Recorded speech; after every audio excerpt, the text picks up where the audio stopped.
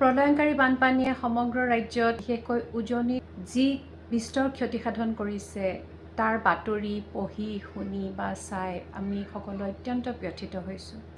এটা কথা গুৰুত্ব সহকাৰে লোৱা উচিত যে যদিহে এনে বানপানী সৃষ্টি হোৱাৰ ক্ষেত্ৰত পাহাৰ পৰ্বত নদ নদী আদিত হোৱা অবৈধ বেদখল বা খনন অথবা মানৱ সৃষ্ট প্ৰকৃতিৰ ধ্বংস কাৰ্য অৱদান আছে, তেন্তে এই ক্ষেত্ৰত চৰকাৰে উচিত পদক্ষেপ শীঘ্ৰেই গ্ৰহণ কৰক, অন্যথা এনে পৰিস্থিতিৰ পুনৰাবৃত্তি হৈয়ে থাকিব।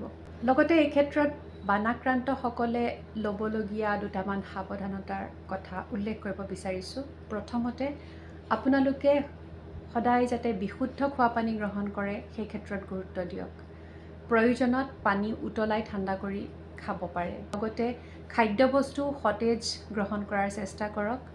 আৰু কোনো খাদ্য যদি পুৰণা হৈছে বা অলপ বেয়া হৈছে যেন ভাৱ হয় তেন্তে তেনে খাদ্য গ্ৰহণ নকৰিব।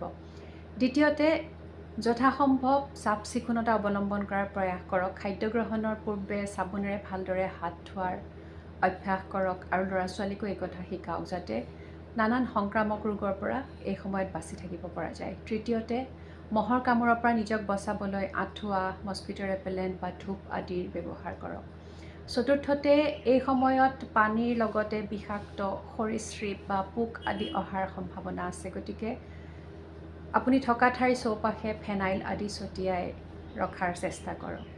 5 নম্বৰ পইণ্টটো হ'ল পানী শুকালে যেতিয়া ঘৰলৈ আপুনি যাব তেতিয়া যথাসম্ভৱ শুদা ভৰিৰে নগৈ চেণ্ডেল বা জোতা পিন্ধি প্ৰৱেশ কৰক আৰু ঘৰৰ কোনো বৈদ্যুতিক সৰঞ্জাম বা ছুইচ আদি দিলে সেই ক্ষেত্ৰত সাৱধান হওক, কাৰণ পানীত ডুবি থকা ছুইচ বৰ্ড আদিত বৈদ্যুত প্ৰবাহ হৈ থাকিব পাৰে।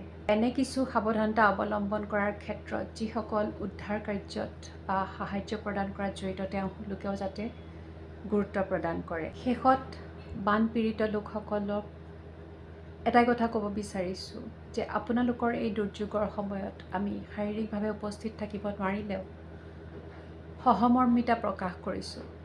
হয়তো নিজৰ ঘৰখন পুনৰ নতুনকৈ প্ৰতিষ্ঠা কৰোঁতে আপুনি বহুত সংঘৰ্ষ কৰিব লগা হ'ব, কিন্তু এটাই কথা ভাবিব যে এই দুৰ্যোগৰ সময়ত আপোনাৰ নিজৰ জীৱনটো যে বাচি গৈছে সি এক ডাঙৰ কথা। ঈশ্বৰক এটাই প্ৰাৰ্থনা জনাম যে এই দুৰ্যোগৰ সময়ত যাতে আপোনালোকক সাহস আৰু ধৈৰ্য প্ৰদান কৰি পৰিস্থিতিৰ মোকাবিলা কৰাত সহায় কৰে। আৰু লগতে যিসকল লোক এই ক্ষেত্ৰত বানাক্ৰান্তৰ সাহায্য তথা উদ্ধাৰ অভিযানত জড়িত আছে তেওঁলোকক এটাই কথা ক'ম যে আপোনালোকে এইটো পুনৰ প্ৰমাণ কৰি দেখুৱালে যে মানৱীয়তা এতিয়াও শেষ হৈ যোৱা নাই। ধন্যবাদ।